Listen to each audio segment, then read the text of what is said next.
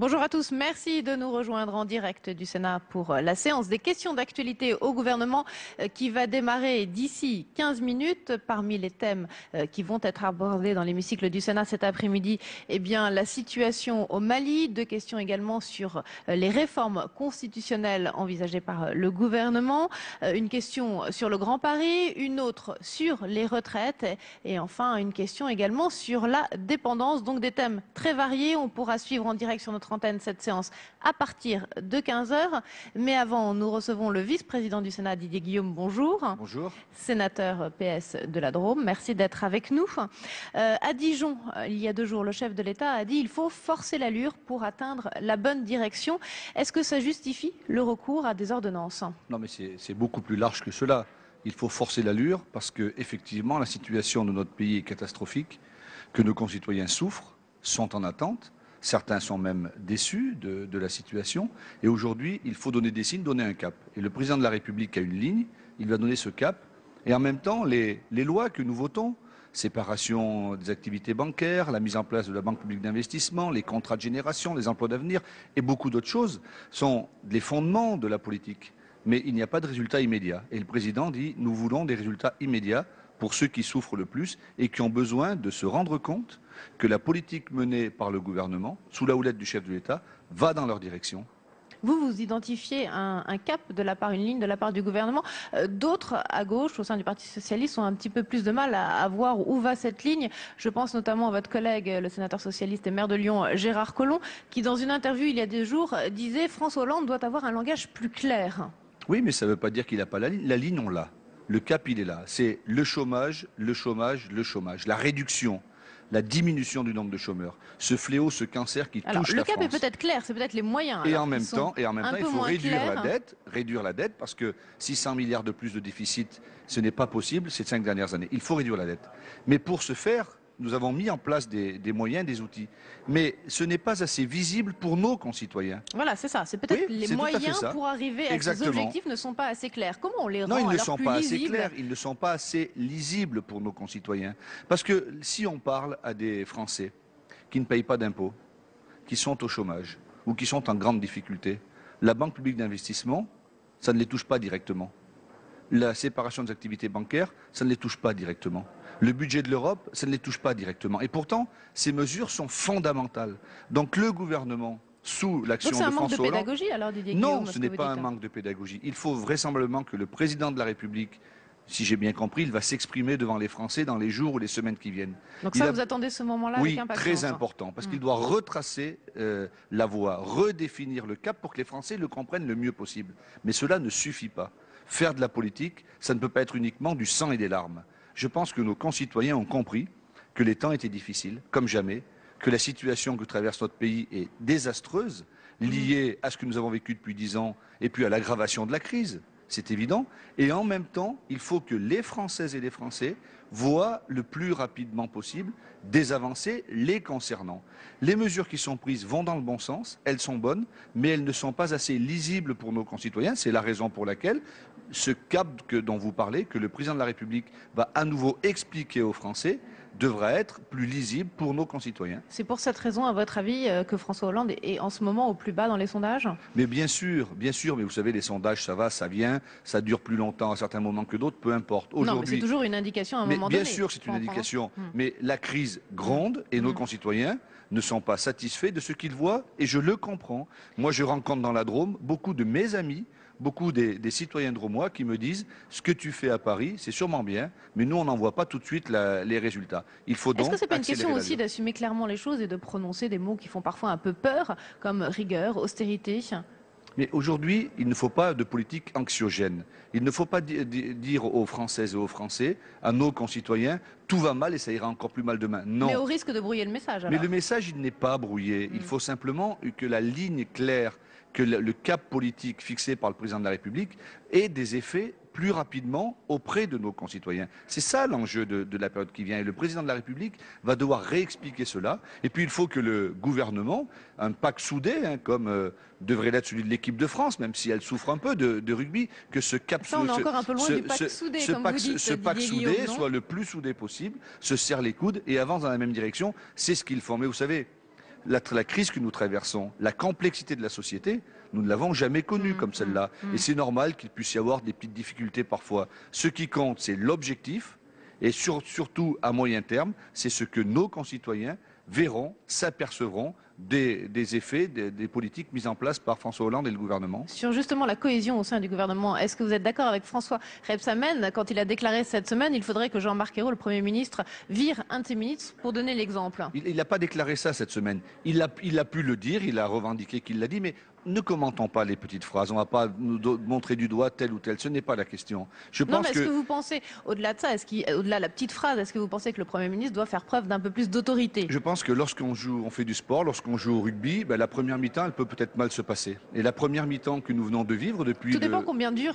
Depuis le Combien mois de temps dure la première mi-temps? La première mi-temps, elle dure du 9 mai dernier, du 15 mai dernier à aujourd'hui. Maintenant, il faut un nouveau souffle, il faut repartir à la reconquête. À la reconquête de la population. Comment on incarne ce nouveau souffle? À la reconquête de la population, à la reconquête de nos concitoyens. On l'incarne en tenant un discours clair, juste et unique. Il n'y a pas tous les jours des idées nouvelles qui doivent sortir. On ne peut pas expliquer simplement à nos concitoyens que c'est dur et que ça sera encore plus dur demain. Moi, je soutiens la politique menée par le gouvernement sous la houlette du président de la République. Il faut maintenant dire qu'il y a des choses vers lesquelles nous ne pourrons pas aller malgré la difficulté. L'augmentation d'impôts, les augmentations d'impôts, ce n'est plus possible pour les classes populaires et pour les classes moyennes.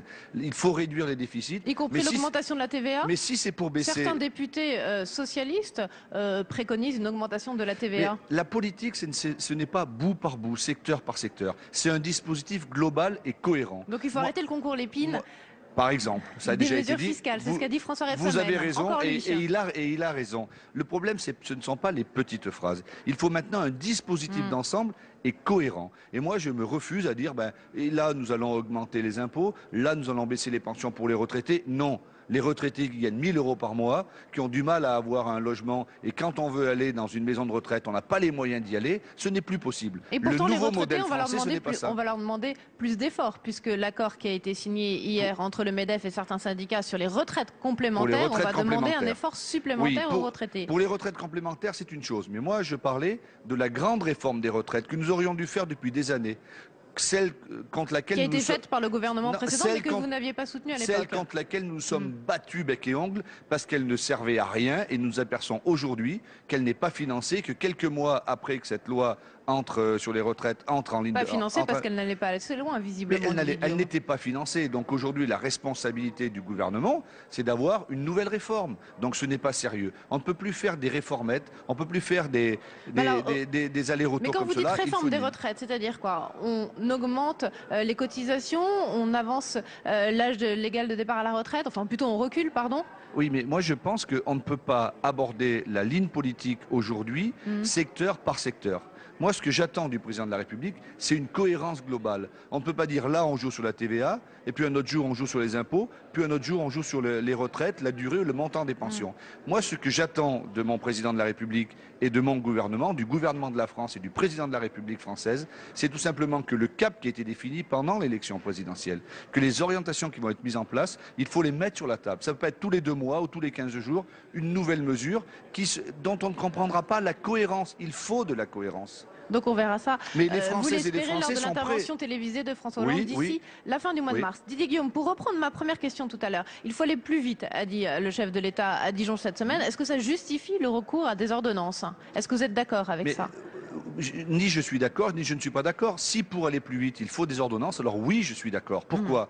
Parce que c'est toujours sensible politiquement, vous le savez. Oui, bien sûr, mais tous les gouvernements les ont utilisés, ça dépend de quoi l'on parle. Si c'est pour enlever des normes absurdes qui gangrènent la société, qui empêchent le développement de certains secteurs et qui coûtent cher, oui. 450 000 normes tous les ans, ce n'est pas possible. Si c'est pour mettre un coup d'accélérateur pour le logement, pour la rénovation des logements, oui. Mais aujourd'hui, les ordonnances, c'est sûrement sensible, mais qu'on ne dise pas que le Parlement est bafoué. Vous savez, ma grand-mère disait toujours, quand on veut noyer son chien, on l'accuse de la rage. Si je constate ce qui s'est passé depuis 9 mois, le Parlement a été au cœur de toutes les grandes lois et de tous les grands débats. Mais là, il s'agit quand même de passer au-dessus des prérogatives du Parlement. Non, pas au-dessus des prérogatives, puisque lorsqu'il y a des ordonnances, de toute façon, il y a une loi d'habilitation. Eh bien oui, donc c'est pas au-dessus, le Parlement. Non, mais c'est aller plus vite que le temps des débats au Parlement. Mais je vais vous dire une chose. Qui pourrait être opposé au fait que l'on accélère la construction de logements en enlevant des normes pour permettre à nos concitoyens qui sont le plus mal logés d'y aller. Personne. Alors on peut toujours dire, il faudrait que ça passe au Parlement, et puis débattre et débattre. Et je suis un parlementaire qui aime, qui adore le Parlement et qui pense que le Parlement doit être respecté. Et je pense qu'il l'est. Mais pour ce genre de choses, pour les normes, pour le logement, s'il faut aller plus vite parce qu'il y a des blocages, alors oui, je soutiens le président de la République parce que c'est de toute urgence. Moi, je rencontre dans mon département des gens qui n'ont pas de logement adapté à leur famille, dont les enfants dorment à 3 dans un 9 mètres carrés. Ce n'est pas possible tout cela. Eh bien, tout le travail qui n'a pas été fait, il faut accélérer et le mettre en place maintenant. Alors on verra effectivement les contours de ces ordonnances. S'il y a urgence sur les réformes structurelles à faire, à prendre en France, pourquoi présenter alors 4 projets de loi de révision constitutionnelle? Est-ce que ça c'était primordial pour cette année 2013? Ça ne pouvait pas attendre? Non, mais il n'y a rien de primordial. Ce qui est primordial, c'est l'économie et le social. Ça, moi, je vous le dis très tranquillement. Mais en même temps, la réforme constitutionnelle, la réforme constitutionnelle, c'est des choses qui avaient été dites dans la campagne et qu'il faut bien faire. C'est comme la réforme oui, électorale mais est-ce qu'il y avait dont nous urgence travaillons. Mais c'est pas le problème qu'il y ait urgence. Pour présenter des lois cohérentes sur l'économie et le social, il faut prendre du temps. La loi constitutionnelle, ça fait partie des symboles. Le mariage pour tous, on va me dire, il n'y avait pas urgence. Mais enfin, il est fait, il va être voté au Sénat en quelques jours et ça sera fait. On ne peut pas dire. Autre symbole de campagne, le droit de vote des étrangers, là pour le coup, est définitivement écarté. Il n'est pas définitivement écarté, pas du tout. Mais ce que nous constatons, il n'y a pas de majorité des 3/5 au Congrès. Nous, ce que nous disons, ce n'est pas de l'agitation quotidienne, comme on a pu voir ces dernières années, mais c'est de l'action. Donc, à quoi cela servirait-il de présenter au Parlement une loi sur le droit de vote des étrangers pour qu'elle soit rejetée? Eh bien, le travail que nous avons à faire, nous les socialistes et la gauche et le gouvernement, c'est de trouver une majorité. Et le Parti socialiste doit s'atteler à trouver une majorité plutôt que de réclamer tous les jours plus de ceci, plus de cela, le droit de vote. Je pense que c'est ça. Cette façon de gérer le pays est différente de ce que nous avons connu. Il faut s'y habituer. Peut-être il y a un temps de sevrage, j'allais dire, de l'agitation quotidienne par rapport à la sérénité et à la constance du message du président de la République. Sur les 4 projets de loi de révision constitutionnelle qui sont présentés, est-ce que vous pensez que les 4 ont les chances de passer le stade du Congrès et d'obtenir une majorité des 3/5? Écoutez, je l'espère. Le président de la République puis le Premier ministre ont lancé des consultations avec les organisations politiques représentées au Parlement, voire même toutes les organisations politiques. Aujourd'hui, il y aurait pu y avoir d'autres choses dans cette réforme constitutionnelle. Ce n'est pas passé, eh bien, ce n'est pas présenté. C'est la politique de pas à pas, marche après marche. La grande ligne, la grande orientation du gouvernement, c'est la lutte contre le chômage, c'est la cohésion sociale et c'est notre modèle français. Et puis, lorsque l'on peut faire d'autres avancées sociétales, comme l'on dit, ben nous les faisons. Ce n'est pas les unes sans les autres, les unes opposées aux autres. Il y a un temps pour tout. Est-ce que le cumul des mandats, ça doit rester aussi une des priorités du gouvernement? Mais le gouvernement peut avoir que des priorités, mais il a 5 ans pour le faire. La limitation du cumul des mandats sera votée au Parlement et s'appliquera lorsqu'elle devra s'appliquer. Mais regardez, vous voulez accélérer sur tous les sujets. Moi, mon objectif, moi je veux accélérer sur rien, je vous pose des questions. C'est de faire en sorte que la vie de nos concitoyens aille le mieux possible et le plus rapidement. C'est pour ça que je vous posais cette question-là tout à l'heure sur la révision constitutionnelle. Je ne voyais pas où était l'urgence immédiate pour la vie quotidienne des Français. Le cumul des mandats, ce n'est pas une urgence pour la vie quotidienne des Français. La loi électorale, ce n'est pas pour le quotidien des Français urgent. Mais il faut tout faire à la fois. L'objectif, c'est le chômage, la lutte contre le chômage, l'emploi, la cohésion sociale, la lutte contre la pauvreté. Et en même temps, il y a tout un tas de projets de loi qui doivent se dérouler parce que 5 ans c'est long, mais c'est court. Donc moi, ce que je souhaite, c'est que l'on juge François Hollande et son gouvernement et ses ministres sur la durée des 5 ans. Les 60 engagements de François Hollande lors de la campagne présidentielle, c'était pour 5 ans. Il y a des choses qui vont vite. Peut-être qu'aujourd'hui, la moitié de ces engagements sont déjà réalisés ou en cours de l'être. C'est très bien. D'autres mettront plus de temps. C'est la vie. Mais au bout de ces 5 ans, il sera comptable devant les Français pour la prochaine élection présidentielle. Pour l'instant, il y a les mesures d'urgence, les ordonnances, s'il y en a besoin pour le logement, etc., ça se fera. Et le reste, ça se fait au rythme où il y a de la place dans le Parlement, où le calendrier parlementaire peut les intégrer. Donc vous restez confiant, Didier Guillaume? Oui, moi je suis inquiet. Je suis inquiet de voir les Françaises et les Français eux-mêmes très inquiets, interrogatifs et se disant... Et pas convaincus non plus, c'est ce que disent tous les sondages par l'action du gouvernement. Évidemment, et je l'entends. Là, je suis inquiet. Mais je ne suis pas pessimiste. Vous êtes beaucoup interpellé sur le terrain, justement? Beaucoup, beaucoup. Moi, la semaine dernière, qui est une semaine de vacances parlementaires, j'ai été beaucoup sur le terrain, j'en ai profité. Et lundi encore, dans 2 réunions, dont une réunion avec beaucoup de monde lundi soir, j'ai été beaucoup interpellé. Et je suis remonté dans mon TGV qui a été bloqué par la neige, donc pendant 4 heures, j'ai eu le temps de beaucoup réfléchir à ça.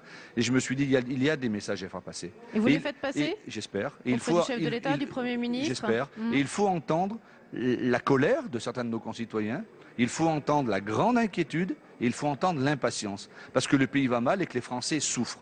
À nous de répondre à cela par une politique cohérente, sérénité, cohérence et volontarisme. Et puis après, le reste viendra. Mais il faut des choses qui aillent plus vite qu'elles ne vont aujourd'hui. Merci beaucoup Merci Didier à et vous. Guillaume d'être venus délivrer ce message sur le plateau de Public Sénat. On va repartir dans l'hémicycle puisque la séance des questions d'actualité au gouvernement va démarrer d'ici à peine une petite minute, je pense.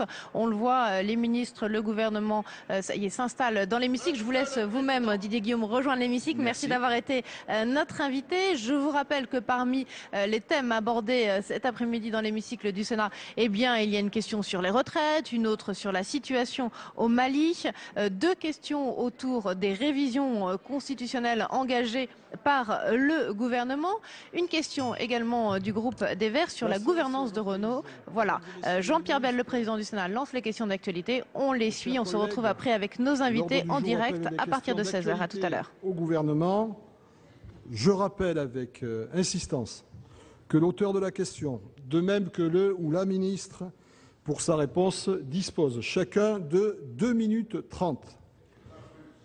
La parole est à Madame Valérie Létard pour le groupe Union des démocrates et indépendants, UC. Merci Monsieur le Président, Madame la Ministre, mes chers collègues. Ma question s'adresse à Madame Marisol Touraine, ministre des Affaires sociales et de la Santé.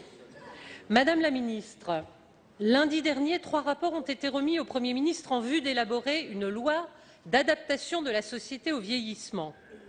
Ces contributions viennent s'ajouter à des travaux déjà nombreux. En 2011 déjà, 4 groupes de travail ont été engagés, 4 groupes de concertation sous l'égide de Bertrand Fragonard et avaient déjà fait un large tour du sujet, piloté par Madame Bachelot. Favoriser la prévention du vieillissement, limiter le recours à l'hospitalisation, adapter le cadre de vie, permettre le maintien à domicile, améliorer la formation des professionnels et des aidants familiaux, promouvoir une logique de guichet unique.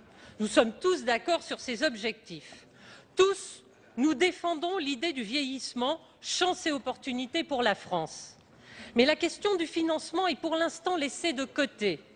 Elle est pourtant essentielle. L'enjeu, c'est 26 milliards d'euros. Comment vieillir à domicile avec un handicap lourd si le financement des intervenants n'est pas assuré? Comment entrer dans un EHPAD si le reste à charge des familles n'est plus compatible avec le niveau des retraites? Une question d'autant plus problématique que le poids financier des allocations, APA, prestations de compensation du handicap, aide sociale aux personnes âgées, pèse de plus en plus lourdement sur les départements, en particulier les départements pauvres. Et que ce poids va s'alourdir encore dans les années à venir, tandis que votre gouvernement a décidé de réduire fortement les dotations de l'État aux collectivités territoriales. Ma question est donc simple, Madame la Ministre. Au-delà des bonnes intentions qu'on ne peut que partager, comment comptez-vous améliorer la réponse aux besoins des personnes âgées et particulièrement pérenniser le financement de ces aides sans détricoter le socle nécessaire de la solidarité nationale et recourir, comme on l'entend aujourd'hui, à l'assurance privée? Pouvez-vous, Madame la Ministre, nous donner des pistes de travail du gouvernement sur ce point essentiel? Je vous remercie. Merci. Pour vous répondre, Madame Marisol Touraine, ministre des Affaires sociales et de la Santé. Merci Monsieur le Président. Mesdames et Messieurs les sénateurs, Madame la sénatrice Valérie Létard, le Premier ministre a reçu 3 rapports permettant d'approfondir les travaux que le gouvernement a engagés pour répondre aux grands défis du vieillissement de notre société. Ce grand défi est aussi une chance pour notre pays et nous ne le soulignons pas assez. Vivre plus longtemps, vivre en bonne santé est aussi un atout dans la compétitivité de la France. Cela représente des marges et des perspectives de croissance pour une économie qui devra répondre aux besoins de cette population. Le gouvernement a engagé la réflexion et Michel Delaunay travaille avec moi-même à l'élaboration d'un texte de loi qui doit nous permettre de répondre aux attentes des Français en la matière. Comment mieux prévenir ? l'arrivée de la dépendance, comment mieux accompagner dans notre pays, mieux aménager la ville, les transports pour faire en sorte que les personnes âgées s'y sentent davantage à l'aise, comment enfin accompagner le moment où la dépendance survient. Nous devrons ensemble répondre à ces questions. Alors vous-même, Madame la sénatrice, considérez que ces pistes de réflexion serait une évidence. Mais si elles étaient si évidentes que cela, on se demande pourquoi, au cours des années passées, vous n'y avez pas apporté les réponses nécessaires. Et pourquoi le gouvernement que vous avez soutenu n'a pas mis en œuvre les réformes qui, à vous entendre, semblent s'imposer. Et donc, il ne suffit pas de considérer que les rapports qui nous ont été présentés et les pistes de réflexion que nous engageons et les pistes de réforme que nous engageons iraient de soi. Évidemment, lorsque le gouvernement présentera les textes de loi nécessaires, la question du financement fera l'objet de propositions précises. Nous l'avons dit, contrairement à la majorité précédente, nous ne pensons pas que le financement du soutien à la dépendance passe par les assurances privées. C'est donc en nous appuyant sur un financement solidaire que nous apporterons les réponses nécessaires. Et Madame la sénatrice, je ne doute pas que nous pourrons compter à ce moment-là sur votre contribution et vos propositions. Merci. La parole est à Monsieur Jean-Louis Carrère pour le groupe socialiste et apparentés. Merci, Monsieur le Président. Mesdames, Messieurs les ministres, mes chers collègues, ma question s'adresse à Monsieur le ministre des Affaires étrangères et porte sur le Mali, où notre diplomatie et notre défense mènent aujourd'hui une action qui honore notre pays. Le calendrier tout d'abord, Monsieur le ministre. La France n'a pas vocation à rester au Mali, a dit le Président de la République. Mais qui peut dire aujourd'hui quand nous pourrons partir ? Un rapport de l'ONU le 20 mars, début du retrait de nos soldats et résolution du Conseil de sécurité en avril, déploiement des casques bleus en juillet. Monsieur le ministre, ce calendrier optimiste est-il réellement tenable? Le processus politique ensuite. Seuls les Maliens peuvent refonder un pacte national qui rassemble toutes les communautés. Mais si la feuille de route est mise en œuvre de façon contrastée, je partage naturellement l'objectif des élections, condition de la légitimité des institutions. Là encore, pourra-t-on éditer plusieurs millions de cartes électorales d'ici les 7 et 21 juillet? C'est un peu trivial, j'en conviens, mais néanmoins, il faut le faire. Le financement de surcroît reste à trouver. Et dans le Nord, ce qui me préoccupe beaucoup plus, l'administration n'est pas complètement restaurée. Enfin, beaucoup plus préoccupant, la réconciliation. Elle est par nature douloureuse et difficile. Certes, la commission dialogue et réconciliation a enfin, pourrais-je dire, été créée, mais dispose-t-elle du souffle de l'élan nécessaire? Ne serait-elle qu'un gage pour la communauté internationale? Cette question est intimement liée à celle du respect des droits de l'homme. Monsieur le ministre, quelles actions mène la France pour aider le procureur de la Cour pénale internationale? Et vis-à-vis des autorités maliennes, quelle suite réserveront-elles au récent rapport du Conseil des droits de l'homme? Car, pour moi, comme pour vous sur tous les bancs, c'est l'impunité qui nourrit la haine et le plus souvent entrave la réconciliation. Je vous remercie. Merci. Monsieur Laurent Fabius, ministre des Affaires étrangères. Monsieur le Président Carrère, Mesdames et Messieurs les sénateurs, vos observations, vos questions, Monsieur le Président Carrère, sont extrêmement pertinentes et précises. Mesdames et Messieurs les sénateurs, la France, avec ses partenaires, est en train de gagner la guerre au Mali. Et il faut que nous fassions effort, les uns et les autres, pour qu'elle sache aussi gagner la paix. Sur la guerre, je saisis cette occasion pour rendre une fois de plus hommage à nos troupes qui ont fait un travail magnifique. En s'exposant, ainsi que nos amis tchadiens, souvent au péril de leur vie. La DRAR des Iphoras est en train d'être scrutée, les terroristes ont débusqué un.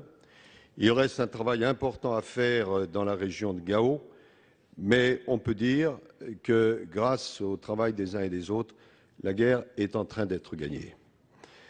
Il y a en préparation, vous l'avez dit, Monsieur le Président Carrère, un passage du dispositif actuel, appelé MISMA, à une opération de maintien de la paix sous le contrôle de l'ONU. Cela donnera une dimension de coordination, une dimension politique, une dimension civile, une dimension de financement pérenne aussi, qui sera bien utile. Et je confirme les dates que vous avez dites. Une décision sera prise et un vote au mois d'avril, et tout ceci pourra s'appliquer au mois de juillet. Bien sûr, il y a l'aspect démocratique. Pas de sécurité sans démocratie, pas de démocratie sans sécurité. Ce qui veut dire à la fois le dialogue et la réconciliation. Ce ne sera pas facile, mais le 6 mars, le Conseil des ministres malien a pris les décisions nécessaires. Et puis l'organisation des élections. Et il faut que nous tous, ici, intervenions auprès des formations politiques maliennes pour répéter qu'il est indispensable que ces élections aient lieu à leur date. La date a été fixée au mois de juillet et les dispositions pratiques peuvent parfaitement être prises. Enfin, il y a bien évidemment la question de l'impunité. Vous avez dit ce qu'il fallait dire. Il ne peut pas y avoir de démocratie s'il n'y a pas de justice. Il ne peut pas y avoir de justice s'il n'y a pas de lutte contre l'impunité, que ce soit à la Commission des droits de l'homme, que ce soit à la Cour pénale internationale. La France est aux côtés de tous ceux qui se battent pour le droit.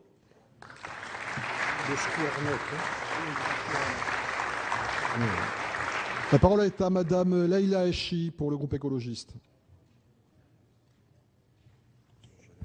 Monsieur le Président, Monsieur le Ministre, mes chers collègues, ma question s'adresse à Monsieur Moscovici, ministre de l'Économie et des Finances. Monsieur le Ministre, nous prenons acte de l'accord de compétitivité signé ce mercredi entre la majorité des syndicats et la direction de Renault. Mais il interpelle. Il pose la question d'un inquiétant déséquilibre. En contrepartie du maintien en activité des usines sur le sol français, cet accord prévoit notamment 7 500 suppressions nettes d'emplois d'ici fin 2016, une augmentation de 6,5% du temps de travail et un gel des salaires pour l'année 2013. À en croire la direction, ces sacrifices seraient inhérents à la conjoncture actuelle. Monsieur le ministre, force est de reconnaître que ce sont toujours les mêmes, les ouvriers, les employés, les salariés, les intérimaires et les contribuables qui paient le prix d'une inconséquence en termes de stratégie. De telles conditions au maintien de l'activité de Renault en France sont inacceptables car sa direction s'est bel et bien engouffrée dans une impasse. Celle-ci est le résultat d'une stratégie parfaitement orchestrée et non la conséquence imprévisible d'une conjoncture exceptionnelle. Les choix opérationnels de la marque ont été guidés par les seuls intérêts des actionnaires privés, sans vision, moyen et long terme pour l'avenir du groupe. Voici comment. Les délocalisations massives ont été privilégiées au détriment de l'emploi dans l'Hexagone. En effet, depuis les débuts de l'alliance nouée avec Nissan, il y a une quinzaine d'années, Renault a progressivement transféré les enjeux de haut de gamme vers la marque japonaise en délaissant les sites français. Ensuite, cette politique délibérée a conduit à une surcapacité des usines Renault sur notre sol. Voilà pourquoi les raisons conjoncturelles invoquées par la direction sont non seulement infondées, mais elles s'apparentent à un déni de réalité, voire de la mauvaise foi. Ces choix stratégiques ont conduit à une autre conséquence tout aussi funeste, la désindustrialisation et l'appauvrissement du tissu économique français. Depuis des années, Renault, certes entreprise mondialisée, a délaissé les PME nationales pour privilégier des fournisseurs étrangers au nom d'une meilleure compétitivité-prix, laquelle est loin d'être démontrée. J'en veux pour preuve l'usine de Douai qui importe des joints d'étanchéité de Turquie au même coût que ceux de son fournisseur historique de Normandie. Et que dire, Monsieur le Ministre, de l'imprévoyance dramatique des grands stratèges de Renault qui sont passés directement du véhicule thermique au tout électrique, ignorant la demande pour la voiture hybride. Avec 15% du capital, l'État est le premier actionnaire de Renault. Il subventionne au prix fort la production et la vente en France des véhicules de la marque. Souvenez-vous du grand emprunt en 2009 et du prêt avantageux de 3 milliards accordés par l'État à la marque. Monsieur le Ministre, vous avez pris la mesure des enjeux sociaux et environnementaux des choix de Renault, je n'en doute pas. Nous, écologistes, sommes très attachés à la transition écologique de l'économie. Quelles mesures le gouvernement compte-t-il prendre, notamment en termes de gouvernance et d'éco-conditionnalité, pour ne plus faire supporter aux contribuables l'inconséquence de la politique industrielle et commerciale du constructeur? Comment s'articulera-t-il avec l'accord national interprofessionnel? Je vous remercie. La parole est à Monsieur Pierre Moscovici, ministre de l'Économie et des Finances. Oui, Monsieur le Président, Mesdames et Messieurs les sénateurs, Madame la sénatrice Leïla Echi, je vous réponds en lieu et place de mon collègue Arnaud Montebourg qui est en déplacement. Et vous nous interrogez sur la stratégie du constructeur Renault. D'abord, vous le savez, Renault a choisi il y a déjà plusieurs années de faire alliance, ça s'appelle alliance, avec le constructeur japonais Nissan. Cette alliance a eu des avantages et des inconvénients. En tout cas, elle a offert à Renault une taille critique et un accès aux marchés internationaux qui est appréciable en termes de crise. Et il faut aussi en tirer les conséquences en termes de stratégie. Cette alliance, elle permet à ce constructeur de présenter des résultats meilleurs que d'autres, mais je vous rejoins sur ce point, elle ne l'exonère pas des difficultés de l'industrie automobile sur notre continent et notamment dans notre pays. Dans cette situation, un accord a été négocié et signé il y a quelques jours entre la direction et 3 organisations syndicales avec la direction représentant 65% des salariés. Alors, d'abord, vous m'interrogez sur le lien avec l'accord national interprofessionnel. Je dirais que même si celui-ci n'est pas encore traduit dans les faits, notamment dans les textes, ça vous reviendra, il y a quand même une anticipation. Et je veux saluer ici, souligner 2 choses. D'abord, la méthode de négociation. Cet accord, vous pouvez le juger comme vous le souhaitez, mais c'est un accord entre partenaires sociaux et un accord majoritaire. Deuxièmement, il s'est cristallisé, et là-dessus je veux vous rassurer, autour d'un certain nombre d'éléments que le gouvernement avait lui-même exigés. Aucun licenciement, aucun plan de départ volontaire, aucune fermeture de site industriel, faire en sorte aussi que l'effort soit partagé. Et il y a eu des contreparties. Renault a accepté des contreparties en termes de relocalisation. Ça se traduit par le fait qu'il y a un engagement concret.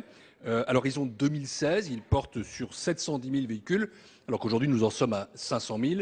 Et à l'horizon au-delà de 2016, c'est un engagement qui se traduit par l'objectif commun de 820 000 véhicules, soit 100% des capacités de production aujourd'hui existantes sur le sol national. Et il y a eu aussi des investissements qui ont été consentis, 420 millions d'euros à Douai, 230 millions à Sandouville, 190 millions à Dieppe, 300 millions à Cléon. Sur le véhicule électrique, vous avez votre jugement. Je pense que c'est là une production d'avenir. C'est un pari sur l'avenir, un pari sans doute nécessaire et qui va dans le sens, là je le revendique, je l'assume, des priorités qui ont été définies par le gouvernement dans le cadre de son plan automobile. Dernière chose, c'est vrai que c'est un accord qui implique des sacrifices.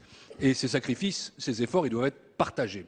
Et je veux vous indiquer ici que je considère toujours que le dirigeant principal de Renault doit apporter sa part. C'est ce qui fait que nous avons voté contre sa rémunération lorsqu'elle a été proposée au conseil d'administration. Il faudra que cela se débloque. Voilà les éléments que je voulais vous apporter sur cet accord qui tout de même permet des progrès. Merci. La parole est à monsieur Michel Skwarnek pour le groupe communiste républicain et citoyen. Monsieur le Président, Mesdames et Messieurs les ministres, mes chers collègues, alors que demain la terrible valse des expulsions locatives devait reprendre, vous avez fait le choix, au regard des conditions météorologiques, de repousser de 15 jours la fin de la trêve hivernale. Pour autant, ces pratiques seront-elles plus acceptables dans 15 jours? Parce qu'ils subissent de plein fouet les conséquences de la crise, trop de nos concitoyens se voient privés de la garantie de ce droit fondamental reconnu par notre Constitution, que celui d'avoir un toit pour dormir, un toit pour s'épanouir, un toit pour rebondir.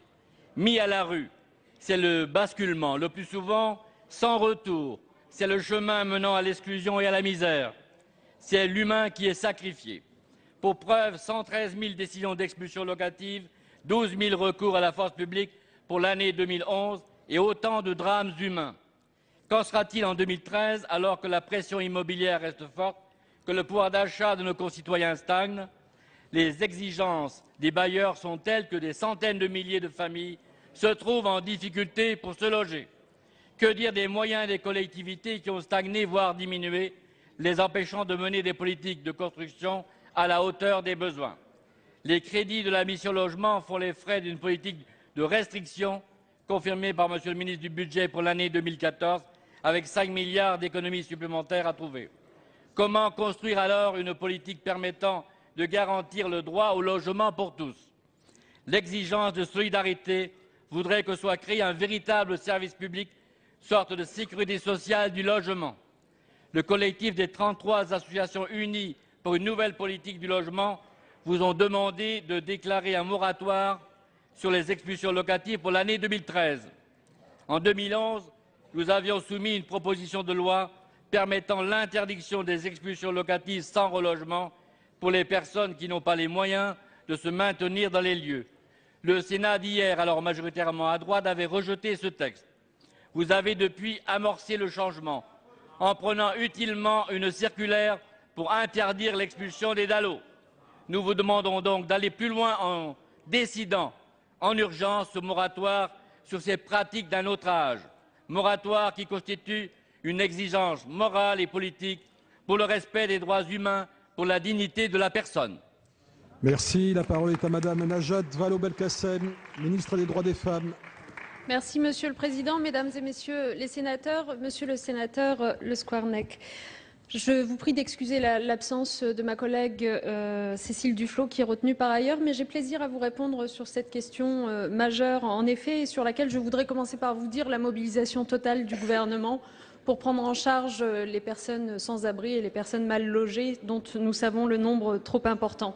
Mobilisation qui s'est manifestée, je crois, ces derniers mois à plusieurs reprises. D'abord dès le mois de septembre dernier, lorsque le Premier ministre Jean-Marc Ayrault a décidé de mobiliser une enveloppe de 50 millions d'euros pour répondre à l'urgence et de mettre en place un plan hivernal anticipé et renforcé. Dès le mois d'octobre qui a suivi, les ministres Cécile Duflot et Manuel Valls ont en particulier demandé au préfet de veiller à reloger systématiquement les ménages menacés d'expulsion, reconnus par ailleurs prioritaires au terme de la loi DALO, avant même que n'intervienne la force publique en effet. À cela s'ajoutent aujourd'hui des circonstances exceptionnelles, vous l'avez dit, liées aux conditions climatiques, qui nous ont amenés à décider de prolonger la période de trêve hivernale concernant les expulsions locatives, ce qui fait que concrètement, il n'y aura aucun recours au concours de la force publique d'ici le 31 mars prochain. Cela étant, votre question est juste, que se passe-t-il après? Et là encore, sachez qu'une circulaire a été adressée au préfet de région le 4 janvier dernier, au terme de laquelle il leur est demandé d'éviter la remise à la rue des personnes qui étaient précédemment accueillies dans ce dispositif hivernal. Concrètement, nous mettons en œuvre un principe qui est simple, un principe de continuité de prise en charge, et nous proposons un dispositif d'accueil pour ces personnes qui soit à la fois pérenne et solide et qui passe bien entendu d'abord par des places d'hébergement. C'est la raison pour laquelle nous avons décidé cette année de créer sur l'ensemble du quinquennat 5000 places d'hébergement d'urgence supplémentaires. Nous avons par ailleurs décidé la création de 7000 places d'intermédiation locative en alternative à l'hébergement. Et nous avons enfin décidé, cela répondra à votre interrogation, l'accélération du relogement des ménages reconnus prioritaires au terme de la loi DALO. Enfin, je vous rappelle que le gouvernement travaille en ce moment même à la mise en œuvre d'une garantie universelle des loyers, une forme de couverture universelle qui va permettre à la fois de mettre un terme aux expulsions et en même temps aux expulsions donc qui intervenaient pour impayés de loyer et en même temps de garantir les revenus des propriétaires, car c'est un véritable sujet aussi. Cette garantie interviendra très prochainement. Monsieur le sénateur, vous le voyez, l'ambition et l'engagement du gouvernement en la matière ne sont plus à démontrer, je crois, et nous allons continuer. Merci. La parole est à Madame Françoise Laborde pour le groupe du Rassemblement démocratique et social européen. Merci Monsieur le Président, Mesdames et Messieurs les ministres, mes chers collègues. Ma question s'adresse à la garde des Sceaux. Hier matin, en Conseil des ministres, 4 textes étaient présentés ayant pour objet, tous les 4, de réviser la Constitution et d'honorer ainsi des engagements de campagne du Président de la République. Mais force est de constater que le Conseil des ministres a adopté une révision constitutionnelle très à minima par rapport aux attentes et aux engagements. Aussi, ma question ne porte-t-elle pas sur les projets de loi présentés hier, mais sur l'un des 3 ou 4 textes absents et pourtant très attendus, chers au cœur des membres du groupe RDSE et dont il semble ne plus être question. Contrairement aux autres, cette absence ne s'expliquerait pas par des considérations arithmétiques liées à une nécessaire majorité des 3/5 des parlementaires. Vous l'aurez compris, je veux parler de l'engagement numéro 46 du candidat, soutenu il y a un an par le Parti socialiste et le Parti radical de gauche. Quel était cet engagement? Je vous le rappelle in extenso. Je proposerai d'inscrire les principes fondamentaux de la loi de 1905 sur la laïcité dans la Constitution en insérant à l'article 1er un deuxième alinéa ainsi rédigé. La République assure la liberté de conscience, garantit le libre service des cultes et respecte la séparation des Églises et de l'État, conformément au titre 1er de la loi de 1905, sous réserve des règles particulières applicables en Alsace et Moselle.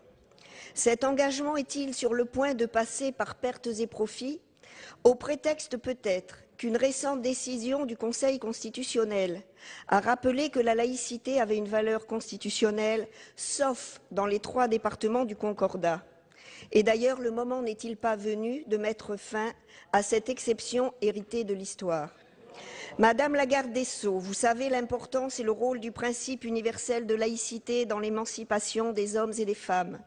Vous savez aussi combien la laïcité est une valeur républicaine fragile. Et vous n'ignorez pas non plus les tentatives de dévoiement et les menaces dont elle fait l'objet de la part des extrêmes.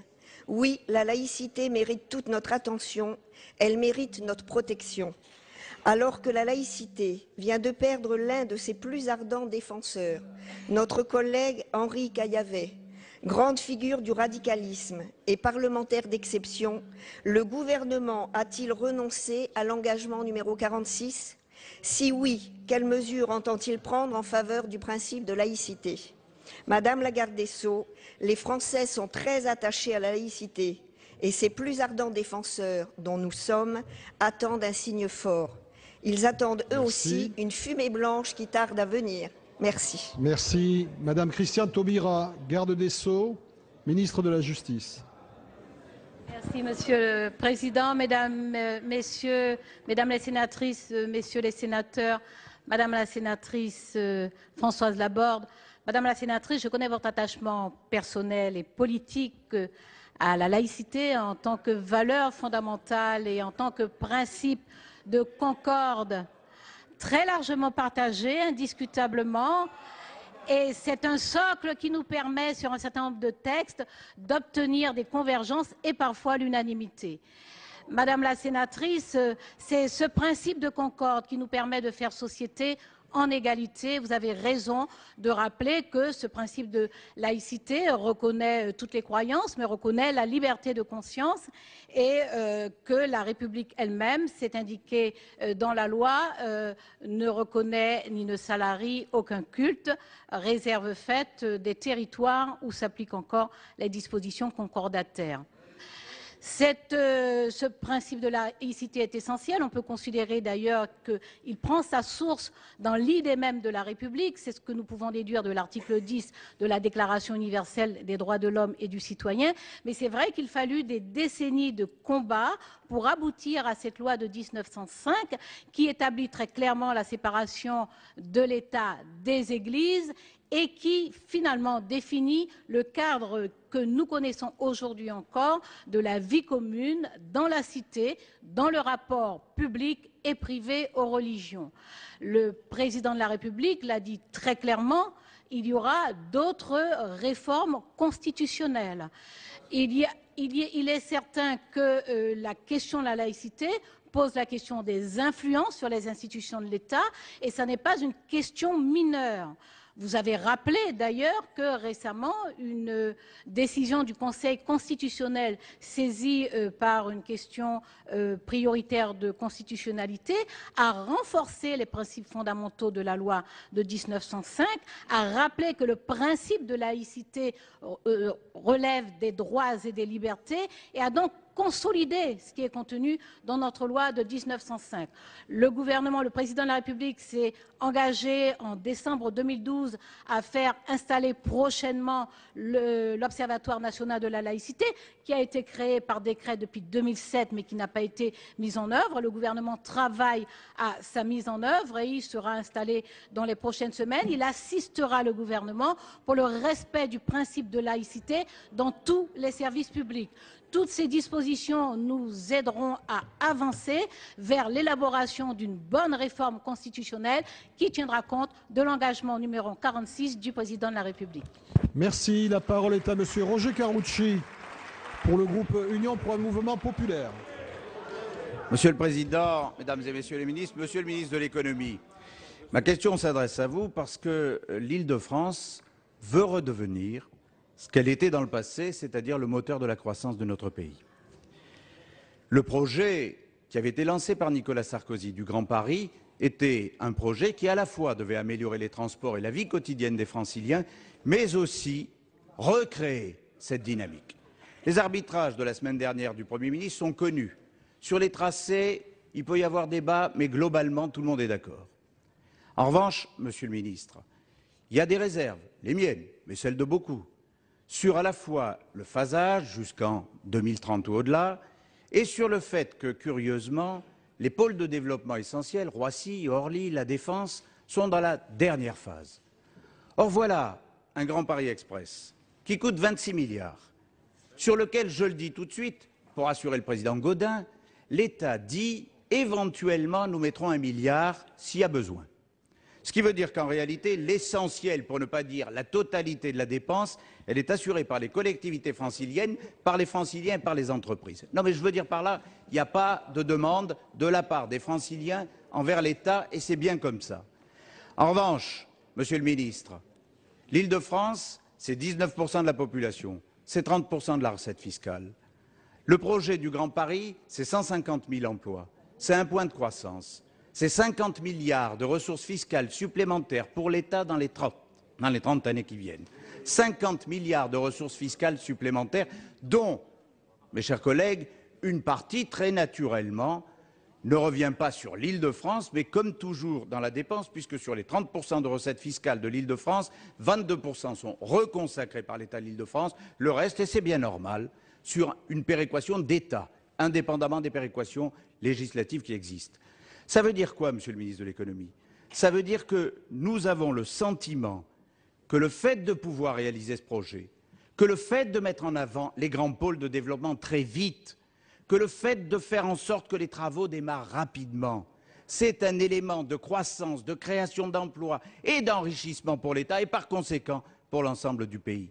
Et nous vous demandons d'intervenir, vous en tant que ministre de l'économie, avec l'aspect budgétaire et financier, pour dire attention, commençons ou activons les secteurs qui, par définition, sont ceux qui peuvent entraîner le mouvement le plus rapidement. Faisons en sorte de créer la dynamique. Lorsque le Premier ministre dit « après 2020, on n'est plus très sûr du financement », je vous dis seulement « attention, faisons en sorte tous ensemble de réussir ce grand pari et ce grand projet national ». Merci. La parole à Monsieur Pierre Moscovici, ministre de l'Économie et des Finances. Monsieur le sénateur Roger Carucci, je veux excuser ici le Premier ministre qui, vous le savez tous, est en déplacement au Canada et qui m'a demandé de pouvoir répondre à votre question. Le Premier ministre a présenté mercredi 6 mars l'ambition du gouvernement pour l'Île-de-France. Et quand je dis l'ambition du gouvernement, vous vous adressez à moi, c'est bien l'ambition de tout le gouvernement que le Premier ministre a portée. Vous avez eu raison de dire que le défi du Grand Paris, c'est un défi francilien, bien sûr, mais c'est plus largement un enjeu de développement économique pour la France entière. Et nous souhaitons, comme vous, et je pense que c'est partagé sur tous les bancs, que l'Île-de-France soit un pôle extrêmement important, le principal dans le développement du pays. En tant que ministre de l'Économie et des Finances, je sais l'importance de Paris, du Grand Paris, dans le développement économique de notre pays. Le projet du gouvernement, il incarne une politique de développement, un modèle de développement, une politique d'investissement que nous défendons. C'est un modèle de croissance, bien sûr, mais qui n'oublie ni la solidarité entre les Franciliens, ni le désenclavement des territoires, un modèle de croissance où la mobilité va de pair avec un effort pour le logement des Français et pour leur cadre de vie.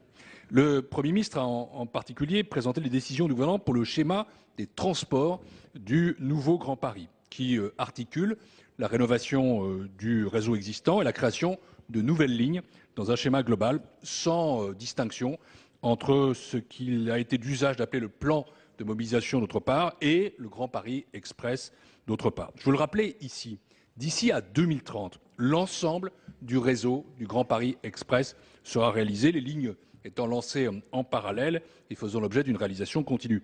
Et c'est un chantier très important. Vous appeliez à cela, vous serez satisfait au-delà, puisque les capacités d'ingénierie des bureaux d'études, l'outil industriel des entreprises et des travaux publics seront mobilisés pour plus de 5 ans. Et plus concrètement, d'ici à 2017, il y a 2 milliards d'euros supplémentaires qui seront affectés à la modernisation des lignes existantes, qui permettront de porter les engagements possibles à 7 milliards d'euros. C'est un effort sans précédent. Bien sûr, des discussions seront poursuivies, qui permettra aux Franciliens de disposer de transports de qualité au quotidien, et cela sans attendre. Ils conforteront l'attractivité de la région Île-de-France pour les entreprises, la recherche universitaire et privée, donc la qualité de vie. Et l'ensemble des pôles de la région Île-de-France, je peux vous l'assurer, seront pris en compte. Pour que tout ceci se réalise, il faudra une réforme institutionnelle, particulièrement en matière de logement et d'aménagement. Et vous savez que le gouvernement propose une intercommunalité renforcée en Île-de-France, la création de la métropole de Paris, ainsi que des pouvoirs renforcés à l'échelle régionale pour garantir davantage de justice et d'équilibre dans nos politiques d'habitat. Je voulais donc vous rassurer, monsieur le sénateur, il y a là un choix ambitieux qui a été fait pour le gouvernement, qui est à la hauteur de l'enjeu. Il appartiendra au Parlement de s'en saisir, mais vous pouvez faire confiance à la volonté du gouvernement et à celle du Premier ministre personnellement. Merci. La parole à monsieur Jean-Pierre Sueur pour le groupe socialiste et apparenté. Merci, Monsieur le Président. Madame la ministre de la Justice, nous voulons ardemment de la modernisation de la vie publique, tellement nécessaire dans ce pays.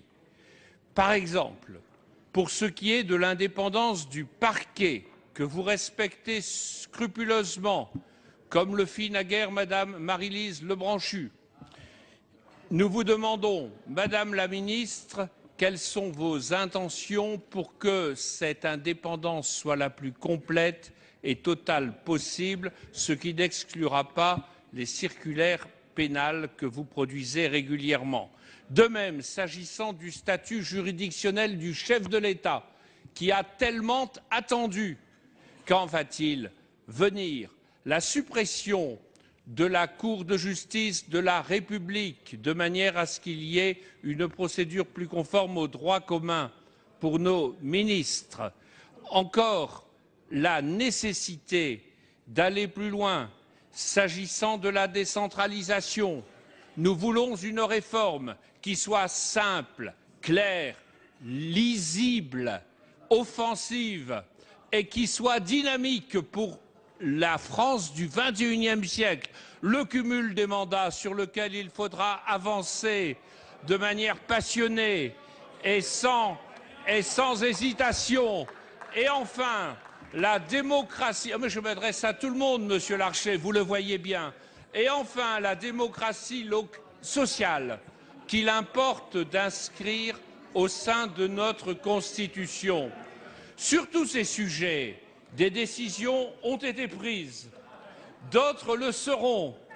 Madame la ministre, pouvez-vous nous éclairer sur le calendrier qu'entend mettre en œuvre le gouvernement de manière à ce que cette modernisation de la vie publique qui doit être mise en œuvre le soit sans tarder, ici et maintenant? Je vous remercie.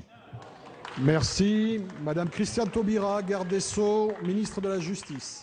Monsieur le Président, Mesdames les sénatrices, Messieurs les sénateurs, Monsieur le sénateur Jean-Pierre Sueur, Président de la Commission des lois, Monsieur le Président, comme vous le savez, alors, oui, je l'ai bien dit, Monsieur le Président de la Commission des lois, vous pouvez me faire grief de nombreuses choses, mais pas de la courtoisie, en particulier devant nos assemblées. Mais comme vous avez énoncé plusieurs sujets, je pourrais évidemment vous répondre par des pétitions de principe sur chacun de ces sujets. En 2 minutes et demie, il ne me serait pas permis de faire mieux que cela. Je vais simplement rappeler que ce mercredi, le Premier ministre a présenté en Conseil des ministres les 4 projets de loi de réforme constitutionnelle qui sont présentés devant le Parlement. Cette présentation ayant été faite devant le Conseil des ministres, il appartient maintenant au Parlement de l'inscrire dans le calendrier parlementaire. Il est prévu normalement que ces textes soient examinés aux environs de l'été. Je vous rappelle le contenu de ce texte. Donc, le premier, vous avez insisté d'ailleurs sur l'importance de respecter l'engagement du président de la République sur l'indépendance du parquet. Et il est vrai que la première réforme constitutionnelle concerne la réforme du Conseil supérieur de la magistrature. C'est un engagement du président de la République sur l'indépendance parce que le président a bien exprimé que pour lui, la confiance des citoyens dans les institutions et en particulier dans l'institution judiciaire relève du pacte républicain, est une condition vitale pour le pacte républicain. Et cette réforme ne sera pas une réforme a minima. C'est une réforme audacieuse. Il appartiendra au Parlement, Assemblée nationale et Sénat, d'en préciser le contenu et les contours, mais déjà le projet de loi gouvernemental indique bien qu'il faut mettre un terme à l'ère du soupçon, qu'il faut consolider la légitimité des magistrats et en particulier des magistrats du parquet, qu'il faut consolider les conditions de l'impartialité, assurer donc cette indépendance, non pas pour le confort des juges, mais pour la sécurité des justiciables. Pour cela, évidemment, il faut un certain nombre de conditions. La première, c'est la composition de ce Conseil supérieur de la magistrature. Il n'y aura plus de personnalités qualifiées, désignées par le pouvoir politique. La seconde condition, on y vient, ce sont les conditions de nomination, un avis conforme pour les magistrats du parquet comme pour les magistrats du siège. Ensuite, un alignement du régime disciplinaire. Tout cela conforte ce qui est déjà inscrit dans la Constitution, l'unité du corps. Ce gouvernement s'est déjà imposé de respecter ces dispositions puisque nous ne donnons plus d'instructions individuelles. Évidemment, nous continuons à assurer la responsabilité sur la politique pénale, sur l'ensemble du territoire, mais bien entendu, nous allons consolider tout cela dans la loi. Merci, Monsieur le Président. Merci. La parole est à Madame Catherine Procaccia pour le groupe Union pour un mouvement populaire. Merci, Monsieur le Président. Ma question s'adresse donc à Madame Touraine. Après avoir tant critiqué la réforme des retraites engagée par François Fillon en la qualifiant d'injuste, de non financée, je me réjouis que le président François Hollande annonce que le gouvernement est enfin prêt à faire des choix courageux pour assurer l'avenir de nos régimes de retraite. Mais que seront-ils? Le rapport du Conseil d'orientation des retraites dit clairement qu'il nous faut trouver 20 milliards d'ici 2020 pour éviter la faillite du système. 20 milliards et non pas 47 qui auraient été nécessaires si nous n'avions pas engagé la réforme en 2010. Je vous demande donc d'abandonner vos attaques. Vous reconnaissez enfin que l'allongement de l'espérance de vie doit être pris en considération. Ce n'est pourtant pas un fait qui date d'hier ni de mai 2012. Madame la ministre, dimanche, vous avez déclaré que des efforts seraient demandés à tous les Français. Puisque toucher l'âge de départ semble complètement tabou, à quels efforts pensez-vous? Le gouvernement doit être clair et honnête envers les Français. Oserez-vous leur annoncer qu'ils devront cotiser plus de 41 ans et demi? Ils ne sont pas idiots, ils vont faire le calcul et ils verront que les 62 ans ne sont qu'un leurre. Mais même cela ne suffira pas, vous le savez. En faisant sauter le verrou des 62 ans cet été, vous avez donné un signal contradictoire aux Français et dépensé 3 milliards. Mais vous avez aussi contraint les régimes complémentaires à décider de désindexer les pensions. Après avoir instauré à l'automne une nouvelle contribution à la charge des retraités, allez-vous continuer à les paupériser? Ils sont moins des nantis que vous aimez le faire croire. Je voudrais donc vous poser 3 questions précises, Madame la Ministre. Que comptez-vous faire avec les salariés des régimes spéciaux? Vont-ils continuer à être exemptés des futurs efforts, à pouvoir partir en retraite à 52 ans comme les cheminots ou à 57 ans comme les autres agents de la SNCF et de la RATP? Deuxième question, prenez-vous aujourd'hui, Madame la Ministre, l'engagement de présenter votre réforme devant le Parlement et non de légiférer par ordonnance, comme le suggère votre porte-parole? Enfin, député, vous réclamiez une réforme garantie financièrement jusqu'à 2030. Celle que vous allez nous proposer aura-t-elle les ambitions de celle que vous nous réclamiez? Merci. Madame Marisol Touraine, ministre des Affaires sociales et de la Santé. Merci, Monsieur le Président, Mesdames et Messieurs les sénateurs, Madame la sénatrice Catherine Procaccia. Oui, effectivement, nous avons indiqué que la réforme du précédent gouvernement n'était ni juste ni financée. Et si d'ailleurs votre réforme avait été juste et financée, nous n'aurions pas besoin aujourd'hui de remettre l'ouvrage sur le métier. Et c'est parce que votre réforme était injuste que nous avions pris l'engagement et que nous avons tenu l'engagement dès notre arrivée aux responsabilités de permettre à celles et ceux qui ont commencé à travailler jeunes, qui ont la totalité de leurs années cotisées, de pouvoir partir en retraite dès 60 ans. Et c'est parce que votre réforme n'était pas financée que nous avons dû engager des travaux nous permettant d'amorcer une nouvelle réforme. Vous me permettrez, Madame la sénatrice, de saisir l'occasion que vous me donnez pour saluer l'engagement des partenaires sociaux et leur sens des responsabilités qui leur a permis d'aboutir à un compromis cette nuit, leur engagement pour que les régimes complémentaires de retraite qui contribuent pour une part significative à la retraite des salariés ayant travaillé dans le privé soit assurée dans la durée. Parce que, voyez-vous, Madame la sénatrice, c'est cela l'exigence du gouvernement. C'est de faire en sorte que dans la durée, nos régimes de retraite par répartition soient garantis. C'est de faire en sorte que dans la durée, les Français puissent compter sur une retraite versée grâce à la solidarité nationale. Or, aujourd'hui, les jeunes générations sont inquiètes. Nous avons donc commandé un rapport au Conseil d'orientation des retraites qui a été rendu, mesdames et messieurs les sénateurs, qui a été rendu et qui fait état d'un déficit de l'ordre de 20 milliards d'euros d'ici 2020. Une commission s'est installée qui auditionnera notamment les partenaires sociaux, aboutira à des pistes de propositions qui devront nous permettre d'agir dans 3 directions. La première, c'est celle du financement à court terme de nos régimes de retraite pour que les Français soient assurés de la pérennité de nos régimes. La deuxième orientation qui a été prise par le gouvernement, c'est celle de consolider dans la durée les régimes de retraite par répartition. Et enfin, nous nous sommes engagés à introduire des mesures d'équité. Ces mesures, nous allons y travailler. Je ne doute pas, Madame la sénatrice, que vous y apporterez une contribution utile pour l'ensemble des Français. Merci. La parole à Monsieur Jean-François Maillet pour le groupe Union pour un mouvement populaire. Monsieur le Président, Mesdames, Messieurs les ministres, chers collègues, ma question s'adresse à Madame Delphine Batho, ministre de l'Écologie, du Développement durable et de l'Énergie. Elle n'est pas là et je le regrette. Madame la ministre, l'Indre fait partie des 10 départements du centre sinistrés au plan ferroviaire. Dans ce domaine, le POLT Paris, Orléans, Limoges, Toulouse constitue notre seul moyen actuel, mais sa fiabilité, sa vitesse et son confort ressemblent à celles et celui des années 60. Il est aussi notre seule raison d'espérer bénéficier d'une liaison confortable et rapide entre Paris et Toulouse et ainsi être connecté au réseau LGV national et européen.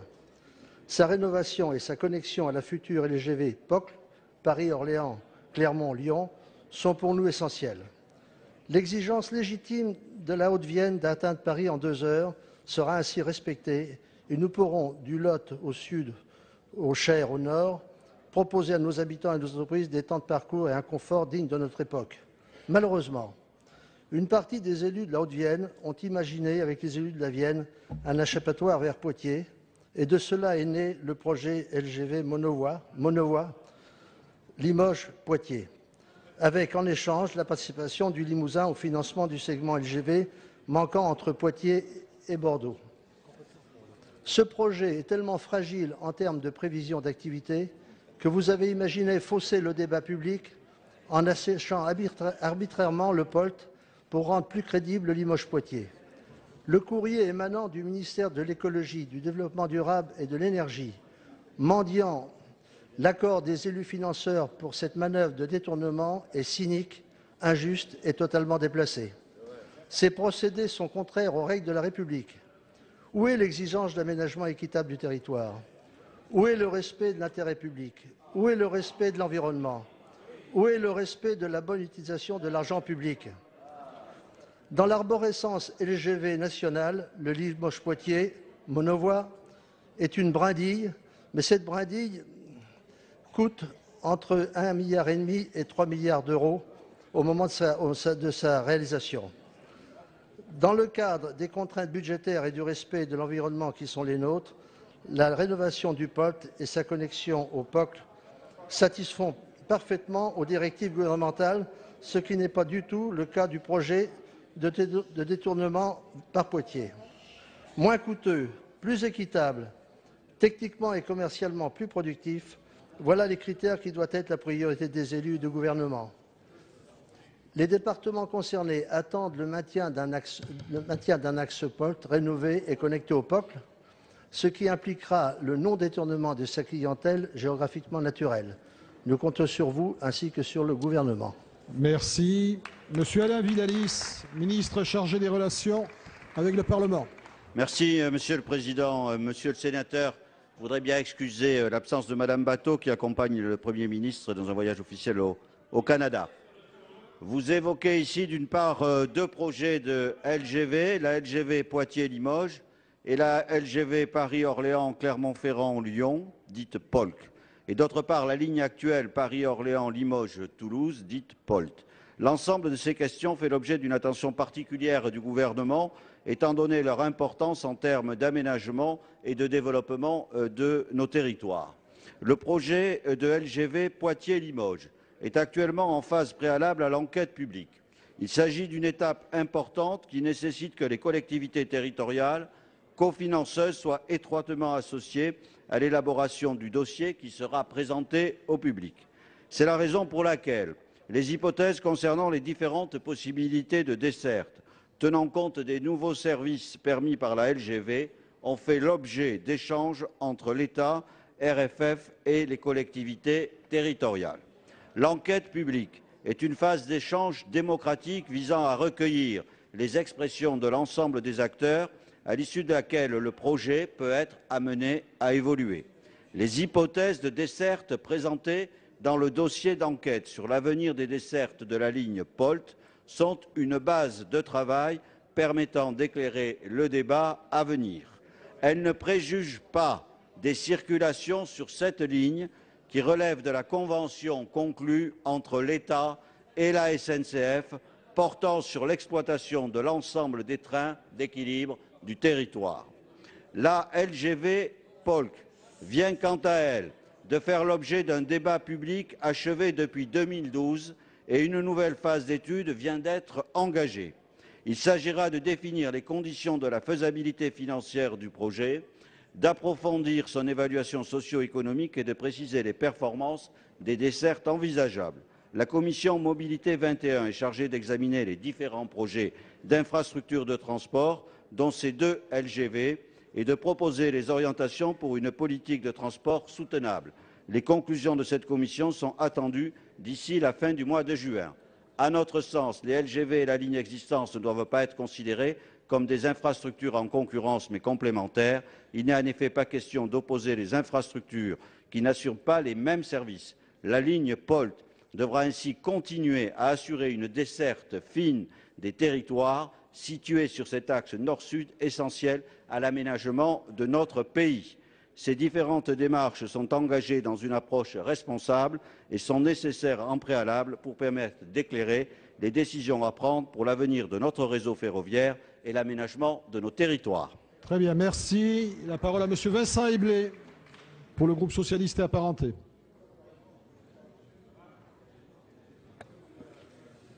Monsieur le Président, Mesdames et Messieurs les ministres, chers collègues, ma question s'adresse à Madame la ministre des Affaires sociales et de la Santé.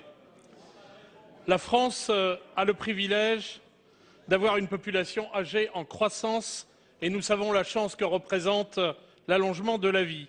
Mais avons-nous réellement imaginé le visage de la France dans une dizaine d'années environ? Les plus de 60 ans représenteront un tiers de la population en 2035, alors qu'ils sont 1/5 aujourd'hui.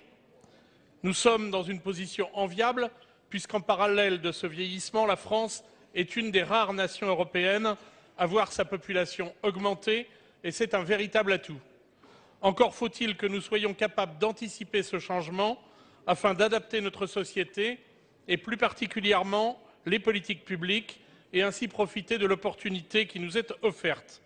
Cette opportunité, avant d'être charge, est une opportunité humaine, transgénérationnelle, une opportunité culturelle, mais également une opportunité économique avec le développement de la croissance et des emplois dans les secteurs liés aux services à la personne, aux nouvelles technologies dédiées, aux bâtiments avec l'adaptation des logements nécessaires au maintien à domicile. Hélas, nous devons constater que cette réalité démographique n'a pas été encore prise en considération et que la société française accuse un sérieux retard. Promise par Nicolas Sarkozy en 2007, la réforme de la dépendance a été repoussée tout au long du quinquennat et définitivement abandonnée en septembre 2011. Vous avez sur votre bureau, Madame la Ministre, 3 très bons rapports, respectivement de Madame Pinville, de Messieurs Aquino et Broussy. Ils démontrent qu'au-delà d'une problématique de financement, la question de la perte d'autonomie s'articule, entre autres, autour de la prévention pour retarder au maximum la dépendance, mais également de notre capacité de compréhension de ce que signifie et nécessite le vieillissement de la population en termes d'adaptation de nos lois.